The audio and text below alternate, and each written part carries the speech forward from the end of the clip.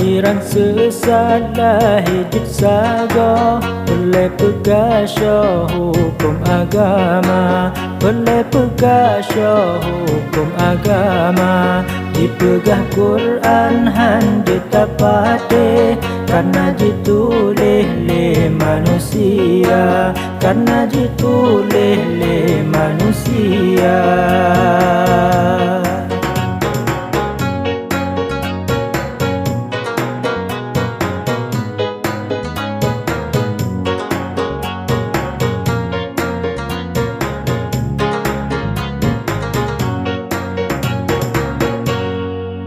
Kristenisasi tujuan dina, Aceh sagar dah agama, redah akidah dum anak nanggra, pelai Acehnya di bawah ulama.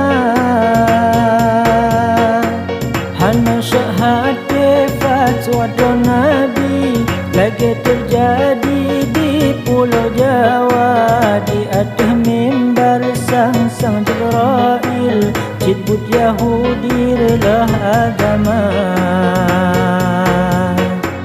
Efek tsunami di Nodah Dali, kaum Nasrani ubah rencana, kaum Nasrani ubah rencana.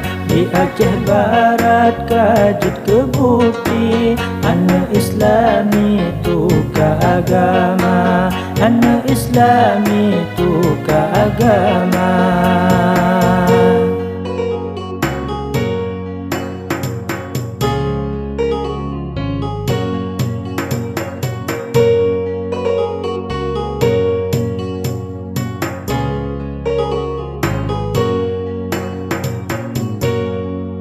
Macam aliran timah baktanya, pelai getanya tabah ulama. Abrahamillah aliran duda, akidah tanya diputar-putar. Di pemerintahan tak indra, dum anak nandra iman binasa. Misionaris han puja, akidah feng for di prok dada.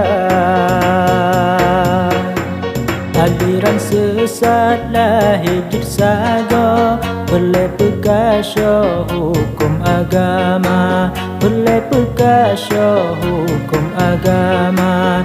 Dipegah Quran han ditapate, karena ditulis le manusia, karena ditulis